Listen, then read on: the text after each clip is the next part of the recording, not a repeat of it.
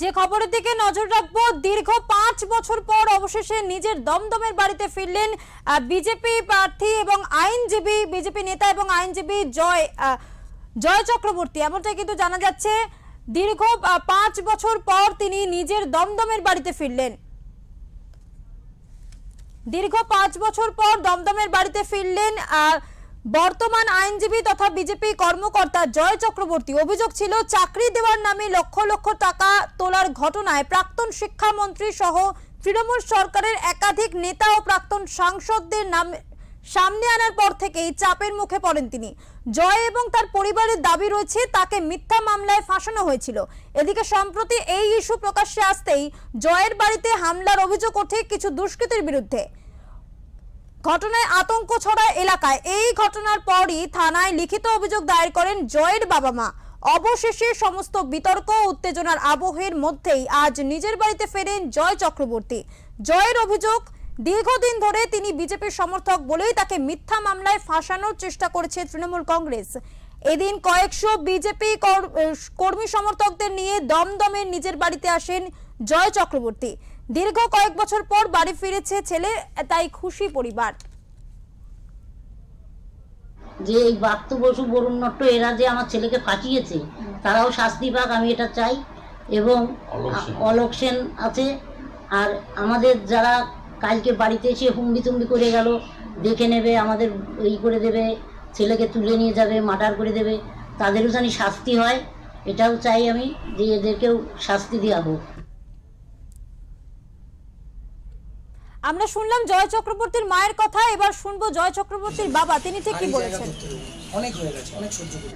গতকালকে আমার বাড়িতে হঠাৎ করে প্রায় 5-7 জন ছেলে হঠাৎ করে চলে আসে এবং তারা এসেই একটা হুমকি ধুমকি দেওয়া শুরু করে। জয় চক্রবর্তী আমি বাবা, ও তো এখানে থাকে না।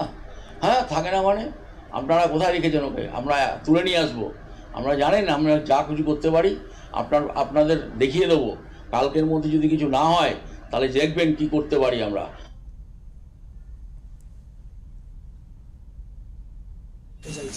আর এই জায়গা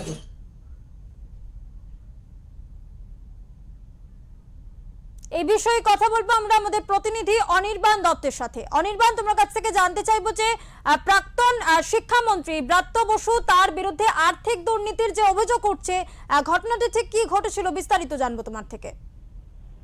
হ্যাঁ দেখো, একদমই প্রায় জয় চক্রবর্তী যিনি জানিয়েছেন যে তিনি প্রাক্তন হিউম্যান রাইটস ফোরামের সভাপতি ছিলেন এবং তার সঙ্গে এর আগে তিনি তার অভিযোগের ভিত্তিতে আর কি ব্রাত্য বসু এর আগে তাকে চাকরি করা, যেহেতু তার সঙ্গে অনেক সদস্য ছিল, তাদেরকে চাকরি দেওয়ার নাম করে অন অ্যাকাউন্ট তিনি ব্রাত্য বসু এবং তাদের যারা অন্যান্য সহযোগী ছিলেন তাদেরকে অন অ্যাকাউন্ট তিনি পেমেন্ট করেছেন। কিন্তু পরবর্তীকালে সেই তারা চাকরিও পায়নি, কিন্তু পরবর্তীকালে তিনি ভুক্তভোগী হয়েছেন এলাকার মানুষের কাছে। একদম শোনা যাচ্ছে অনির্বাণ। এবার তার মা বাবার অভিযোগ যে দীর্ঘদিন ধরে এলাকায় তৎকালীন যে শাসক দল ছিলেন তারা বিভিন্নভাবে তাদেরকে অত্যাচারিত হয়েছে তাদের দ্বারা, এবং আজকে দীর্ঘদিন বাদে যখন সরকার বদল হলো, সরকার বদল হওয়ার পর জয় চক্রবর্তী যিনি আইনজীবীও বটে, তিনি সরকারের তরফ থেকে, বর্তমান যে সরকার এসছে তাদের তরফ থেকে সব রকম ভাবে সহযোগিতা পাচ্ছেন এবং এতদিন বাদে সেই এফআইআর এর প্রপার ভাবে কাজ শুরু হয়েছে এবং তাকে পুলিশরা, প্রত্যেকে দমদম থানার পুলিশ সকলে এসে তাকে বাড়িতে এসে পৌঁছে দিয়ে যায়। অপরূপা, একেবারে সৌমি ছিলাম তোমার সঙ্গে অনির্বাণ, ধন্যবাদ। ব্রাত্য বসুর বিরুদ্ধে আর্থিক দুর্নীতির অভিযোগ এবং তার জেরেই বিজেপি কর্মী জয় চক্রবর্তী আজ দীর্ঘ 5 বছর পর তিনি তার দমদমে নিজের বাড়িতে ফিরলেন।